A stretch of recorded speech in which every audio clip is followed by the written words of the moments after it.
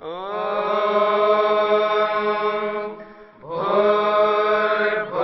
स्वः तत्सवितुर्वरेण्यं भर्गो देवस्य धीमहि धियो यो नः प्रचोदयात्।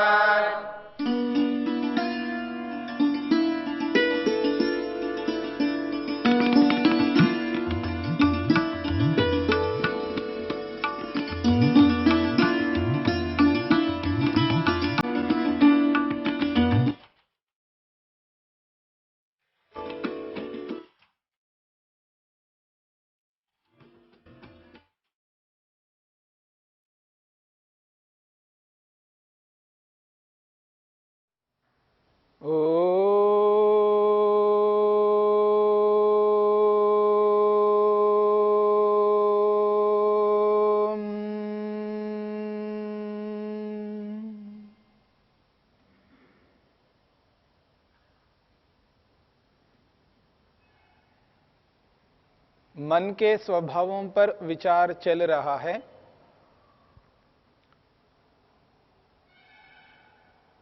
मन के 3 स्वभाव हमारे सामने आए हैं। मन का मूढ़ स्वभाव, मन का चंचल स्वभाव और मन का शांत स्वभाव। तामसिकता में मूढ़ स्वभाव, राजसिकता में चंचल स्वभाव और सात्विकता में शांत स्वभाव मन का रहता है।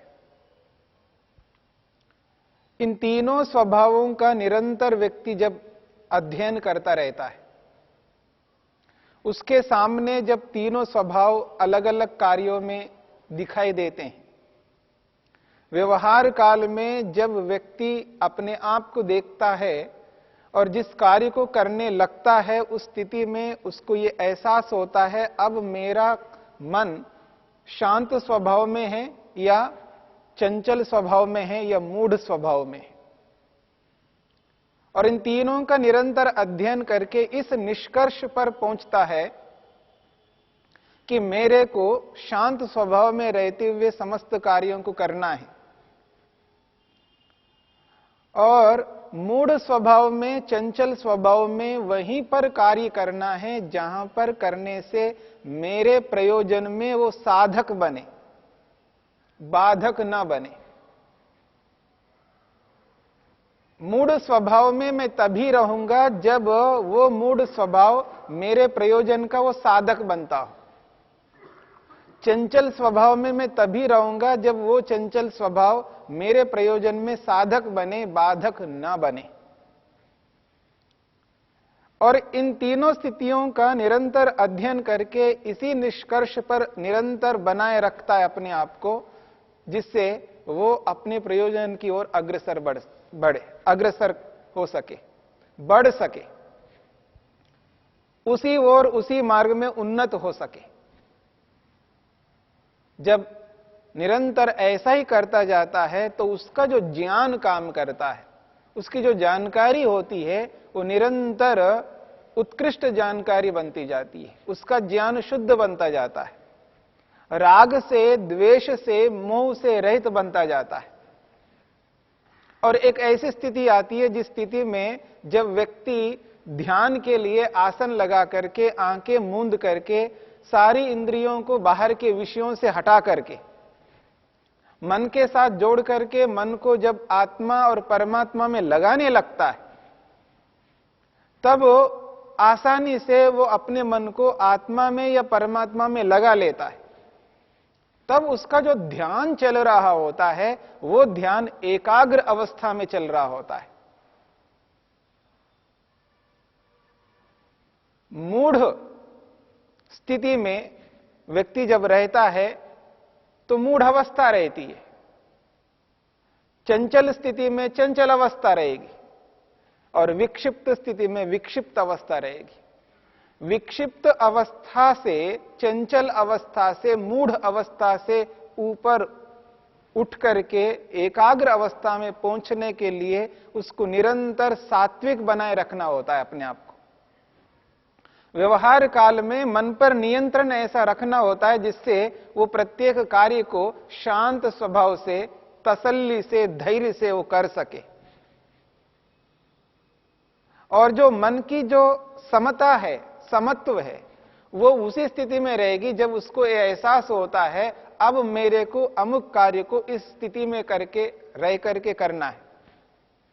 तो समत्व में रहता हुआ व्यक्ति जब अपने मन पर अधिकार प्राप्त कर लेता है कि इस वक्त मेरे को नींद लेना है तो नींद ही लूंगा, नींद नहीं आ रही है, मैं सोना चाहता हूं, निद्रा लेना चाहता हूं, विश्राम करना चाहता हूं, लेकिन क्या करूं, नींद ही नहीं आ रही है, वो स्थिति में नहीं रहता। उसकी वो स्थिति होती अब मुझको सोना है, बस सोएगा। अब मुझको इस कार्य को शीघ्रता से करना है, नियंत्रित होकर के शीघ्रता से करना है, तभी वो चंचल अवस्था को उत्पन्न करेगा। तो इस समत्व में रहता हुआ व्यक्ति जब आगे बढ़ता है, ध्यान के लिए जब उद्यत होता है, उसकी सारी भूमिका बनी हुई रहती है व्यवहार काल में। और मन की जो शांत स्थिति है, प्रसन्नता जो है, वो जो धैर्य है, वो व्यवहार काल में उसी रूप में रखता है जिससे ध्यान के काल में उस स्थिति को और उत्कृष्ट रूप से बना सके। तब जाकर के ध्यान के काल में न तो मूढ़ अवस्था को उभारता है, न चंचल अवस्था को उभारता है, न विक्षिप्त अवस्था को उभारता है। केवल एक ही एकाग्र अवस्था को उभार करके एकाग्रता में ही रहता है। जब उस एकाग्रता में रह करके जो भी उसको ज्ञान होता है वो विलक्षण ज्ञान होता है, विशेष ज्ञान होता है। तब उसको एहसास होता है जड़ किसको कहते हैं, चेतन किसको कहते हैं। अभी जो आज व्यक्ति को सामान्य रूप से जो एहसास होता है वो शब्दों के रूप में एहसास होता है। हां, तो मन जड़ है, आत्मा चेतन है, ये सब जो दिखाई दे रहे हैं सब जड़ हैं, यानी ये सारे के सारे शरीर जड़ हैं।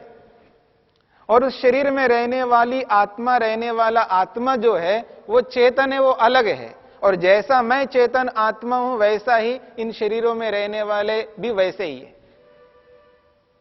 तो उसका जो दृष्टि रहती है, देखने की दृष्टि रहती है, सोचने की जो दृष्टि रहती है, विचार करने की जो दृष्टि रहती है, वो विलक्षण हो जाती है। वो पृथकत्व का उसको बोध होने लगता है, व्यवहार में भी और ध्यान के काल में भी। वो वैसा ही देखता है, चाहे वो शरीर को देख रहा हो, चाहे किसी मकान को देख रहा हो, किसी भी वस्तु को देख रहा हो, वहां उसको पृथकत्व का बोध होता है, अलगाव का बोध होता है। यही बोध, यही ज्ञान उसको एकाग्र अवस्था में, ध्यान के काल में बहुत काम देने वाला होता है। तब उसको आत्मा क्या है उसको एहसास होने लगता है। और वो जो ज्ञान हो रहा होता है उस ज्ञान को ऐसा ही समझने लगता है। कैसे? सत्वगुणात्मिका चेयम अतो विपरीता विवेक ख्याति ही।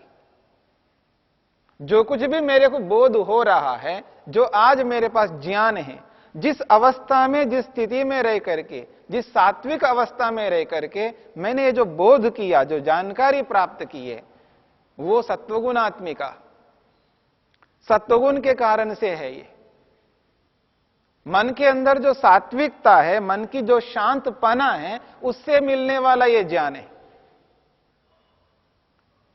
इयम विवेक ख्याति, और ये जो विवेक ख्याति हुई मेरे को, विवेक का मतलब यथार्थ, ख्याति का मतलब ज्ञान। ये जो मेरे को विशेष ज्ञान हुआ कि ये आत्मा और ये जड़ है, इसको चेतन कहते हैं, इसको जड़ कहते हैं। ये जो ज्ञान है दोनों का, अलगाव का, पृथकत्व का, ये विशेष ज्ञान है।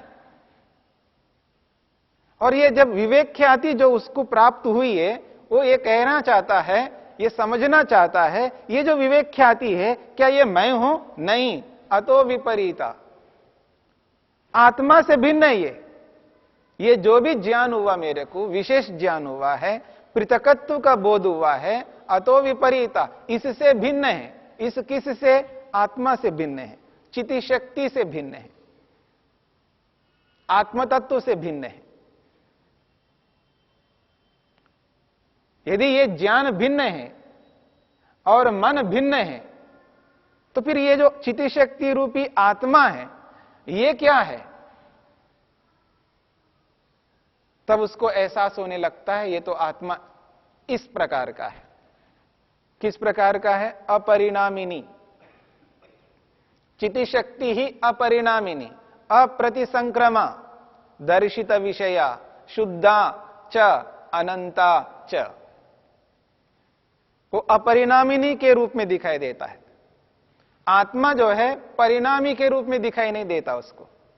और मन के अतिरिक्त जितने भी पदार्थ हैं वो सब परिणामी के रूप में दिखाई देते हैं, बदलने वाले दिखाई देते हैं। और आत्मा को पाता है कि ये तो न बदलने वाला है, न परिवर्तनशील है, अपरिवर्तनशील है। बदलाव पीछे भी मैंने आपके सामने प्रस्तुत किया था। बदलाव दो प्रकार के होते हैं। एक तो कपड़ा जो है बदल रहा है, यानी इसका जो नूतनत्व है घटता जा रहा है और पुरानत्व सामने आता है। नयापन हटता हो रहा दिखाई देता है और पुरानापन दिखाई देने लगता है। ये जो परिवर्तन है ये एक प्रकार का परिवर्तन है। और जब ये इतना पुराना हो जाए, इतना पुराना हो जाए और ये पकड़ने मात्र से इसके टुकड़े टुकड़े अलग अलग दिखाई देने लगे, ऐसे अलग अलग होते जाए, वो एक अलग प्रकार का परिवर्तन है। एक फल है, एक सब्जी है, आप लाकर के रखिएगा, ताजी सब्जी, ताजा फल, पेड़ से तोड़ करके फल लाया अभी, और अभी अभी ताजी सब्जी आई है, उसको देखिएगा, ताजी है सब्जी, ताजा फल है। दूसरे दिन वो ताजगी नहीं रहेगी। ये एक प्रकार का परिवर्तन है। दूसरे दिन, तीसरे दिन, चौथे दिन, पांचवें दिन, छठे दिन आप बदलते जाएंगे, उसमें परिवर्तन आपको दिखाई देगा। लेकिन 15वें दिन महीने हो जाए, एक महीना हो जाए, लेकिन एक अलग प्रकार का परिवर्तन आएगा। गलना, सड़ना एक अलग प्रकार का परिवर्तन है। ये जो परिणाम है ये आत्मा में नहीं आ सकते। अपरिणामिनी, न बदलने वाला आत्मा है। और देखिएगा, आत्मा नहीं बदलेगा का मतलब क्या है, और ये जो जड़ पदार्थ बदल रहे हैं इसका मतलब क्या है। ये कपड़ा है, मान लीजिए कोई लाल कपड़ा है, उस कपड़े को उसके गुणों से समझेंगे हम। वस्तु को वस्तु के रूप में आदमी कैसे समझेगा? उसके गुणों के माध्यम से समझेगा। भौतिक पदार्थों में रूप है, रस है, गंध है, स्पर्श है, शब्द है। ये जो मोटे मोटे गुण हैं, प्रसिद्ध गुण हैं, इनको ध्यान से देखना। कपड़ा नया है, लाल रंग है, बिल्कुल उसका जो रूप है बहुत अधिक दिखाई देगा रूप। उस रूप में धीरे धीरे धीरे धीरे जो कमी आएगी, उसका जो चमकनापन है लाल का, वो कम होता जा रहा है, कम होता जा रहा है, कम होता जा रहा है।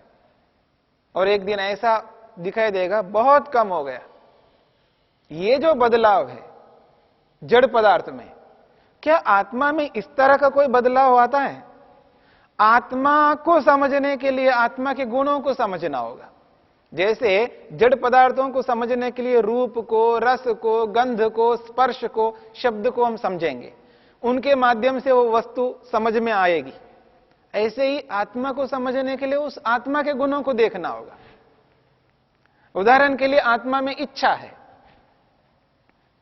क्या जैसे भौतिक पदार्थ में, जड़ पदार्थ में रूप में बदलाव दिखाई देते हैं, क्या आत्मा की जो इच्छा है उस इच्छा में कोई बदलाव दिखाई दे रहा? उसमें कोई बदलाव होगा? तो आप कहेंगे हाँ बदलाव होता है ना। देखो, इसको पहले कम इच्छा थी, अब बहुत अधिक बढ़ गई इसकी इच्छा। अब इसकी इच्छा तो 100 है, मध्यम स्तर का है, इसमें भी आप बदलाव देख सकते हैं। पर यह बदलाव नहीं है, यह बदलाव नहीं है।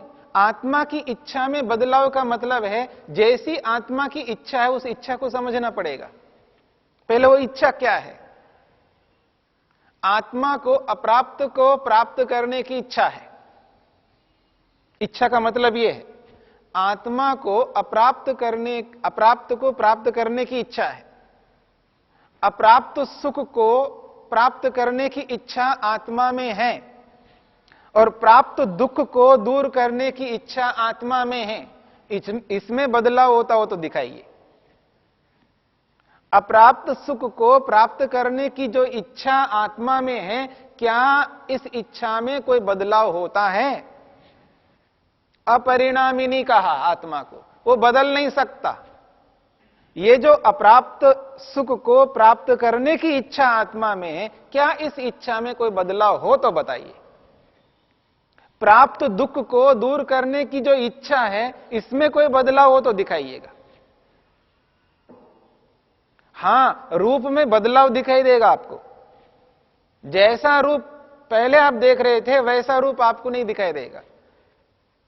जैसा रस आप चख रहे थे वैसा रस हमेशा नहीं चखने को मिलेगा आपको, उसमें बदलाव दिखाई देगा। जैसी गंध आप सूंघ रहे हैं वैसी गंध हमेशा सदा वैसा ही आप सूंघे नहीं हो सकता, बदलाव दिखाई देगा आपको। जैसा स्पर्श आप कर रहे हो वैसा ही स्पर्श निरंतर उसका मिलता रहे आपको, बदलाव दिखाई देगा आपको। जैसा शब्द आप सुन रहे हैं वैसा ही शब्द आपको सुनाई देगा नहीं सुनाई देगा, बदलाव दिखाई देगा। तो रूप में, रस में, गंध में, स्पर्श में, शब्द में जो परिवर्तन आ रहे हैं, जो बदलाव आ रहे हैं, उसी के कारण से जड़ पदार्थों में जो परिवर्तन दिखाई देता है, जो बदलाव दिखाई देता है, वो परिणामी है, उसमें होना ही है। क्या ऐसा ही आत्मा में कोई परिवर्तन होता है? तो कहता है नहीं, अपरिणामिनी, उसमें कोई बदलाव नहीं हो सकता। आत्मा की इच्छा में कोई बदलाव नहीं हो सकता। हां, बदलाव जो आपको दिखाई दे रहा है वो इच्छा में बदलाव नहीं है। अरे इसके अंदर तो अभी कम इच्छा थी, अब तो इच्छा बढ़ गई। ये बदलाव वैसा बदलाव नहीं है, ये तो ज्ञान के कारण से इच्छा बढ़ गई है। इच्छा तो वही है, अप्राप्त सुख को प्राप्त करने की इच्छा तो वैसी की वैसी है। अप्राप्त सुख को प्राप्त करने की इच्छा आज मुझ में जैसी है वो 10 साल के बाद भी वैसी रहेगी। आज जैसी इच्छा है पिछले दिनों में भी वैसी इच्छा रही, उस इच्छा में कोई बदलाव नहीं हो सकता। हां, मैं उस चीज को प्राप्त करने के लिए अधिक मेहनत कर रहा हूं, वो मेरे ज्ञान में परिवर्तन के कारण से। सत्वगुणात्मिका यम, ये जो ज्ञान है उसको, वो जो ज्ञान है वो बाहर से मिल रहा होता है, उस ज्ञान में बदलाव हो रहा होता है। उस ज्ञान में बदलाव के कारण से वो जो उसकी इच्छा है, अप्राप्त सुख को प्राप्त करने की जो इच्छा है, उसको वो क्रियान्वित कर रहा होता है। जैसा जैसा ज्ञान बढ़ रहा होता है उस इच्छा को बढ़ाने लगता है, यानी उस इच्छा को इस्तेमाल करने लगता है। इस बात को समझना, इच्छा का इस्तेमाल करना अलग है, इच्छा का प्रयोग करना अलग है, और इच्छा में बदलाव होना अलग बात है। इच्छा में बदलाव नहीं हो सकता, उस इच्छा को वो प्रयोग में ला रहा है। जैसा जैसा ज्ञान बढ़ता जाता है व्यक्ति के अंदर, वैसा वैसा उस इच्छा का प्रयोग अधिक करने लगता है। जैसा ज्ञान कम है उतना ही उस इच्छा का प्रयोग कर रहा है व्यक्ति। इच्छा के प्रयोग में अंतर आ सकता, लेकिन इच्छा में बदलाव नहीं हो सकता। इस बात को हमें समझना है। अपरिणामिनी कहा है, आत्मा न बदलने वाला है, उसमें कोई परिवर्तन नहीं हो सकते, पर जड़ पदार्थों में परिवर्तन हो सकते हैं। इस बात को वो एकाग्र अवस्था में जब समझता है, फिर समझ करके उस वस्तु के साथ वैसा ही व्यवहार करता है। साधारण व्यक्ति, सामान्य व्यक्ति शब्दों के माध्यम तो समझता हुआ होता है, परंतु व्यवहार में नहीं समझ रहा होता है। और योगाभ्यासी साधक व्यक्ति जैसे शब्दों से समझ रहा होता है, उन शब्दों को व्यवहार में वैसा ही कर रहा होता है। क्योंकि उसको एहसास होता है। जिस एकाग्र अवस्था में बैठ करके ध्यान के काल में जड़ को और चेतन को जिस रूप में वो समझ रहा होता है, उसी रूप में व्यवहार करने लगता है। बस अंतर इतना सा है। तो इस बात को हमें समझना है। अपरिणामिनी चिति शक्ति को कहा है। इस बात को एहसास करते हुए हम आगे बढ़ेंगे।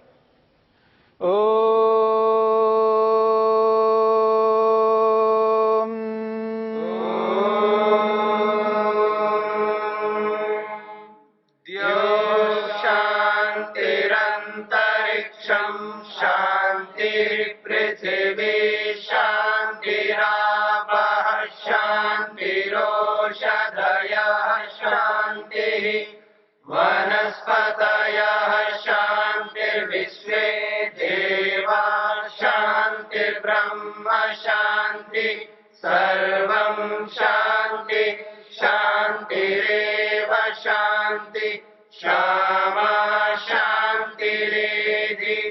ओम शांति शांति शांति।